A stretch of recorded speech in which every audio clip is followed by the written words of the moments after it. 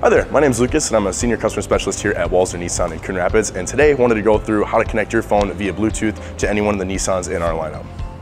Alright, so today we're going to be in the 2022 Nissan Armada, and to connect the phone to Bluetooth, first things first, we're going to want to go to our settings tab on our home screen, and then we'll go to connections there.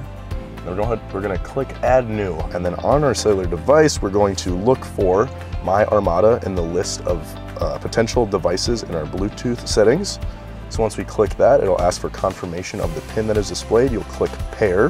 Then it'll ask for permission to access contacts and favorites. So that way if somebody texts you or calls you, you're able to process that text or that phone call. All right, so now as we can see, the phone is now connected to the vehicle. So then if we go back to our home menu, we can click audio.